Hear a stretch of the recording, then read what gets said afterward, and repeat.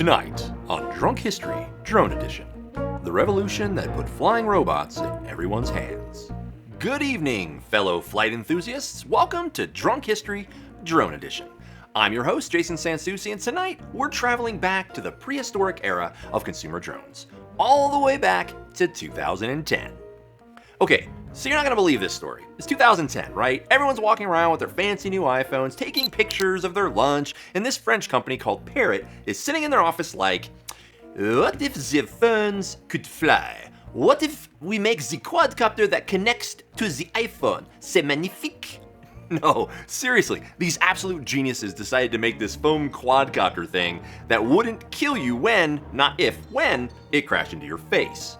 This beauty right here, the AR.Drone, was like the Tesla of drones before Tesla was even cool.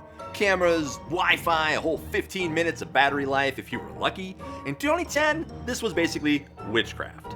Picture this, January 2010, Consumer Electronics Show in Las Vegas, Nevada. Hundreds of tech journalists all trying to fly these things with their phones for the first time, all crashing into each other, ducking. It was like a beautiful disaster movie, but with more nerds and expensive cameras.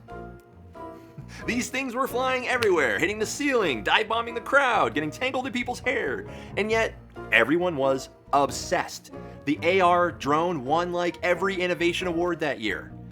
And you know what the craziest part was? People actually bought them, like regular people, not just tech nerds. Suddenly everyone's a drone pilot, taking aerial selfies before selfies were even really a thing. And this little app right here, this changed everything. For the first time, anyone could be a pilot. Well, anyone with good insurance and quick reflexes. I mean, look at this interface. It's like a fighter jet cockpit designed by Fisher-Price. But it worked. You tilted your phone, the drone moved. Magic! Look where we are. 4K cameras, obstacle avoidance, automated flight paths. But none of it would exist without this flying foam brick that terrorized pets and neighbors back in 2010. So here's the Parrot and the little AR.Drone, the little quadcopter that could, and sometimes couldn't, depending on the Wi-Fi connection. The drone that launched 1,000 crashes and changed how we see the world forever. Next time on Drunk History Drone Edition, we'll explore the great Phantom Menace, how DJI came out of nowhere to dominate the drone industry with their Phantom series. There will be lawsuits, there will be crashes, there will be breathtaking footage of people's rooftops.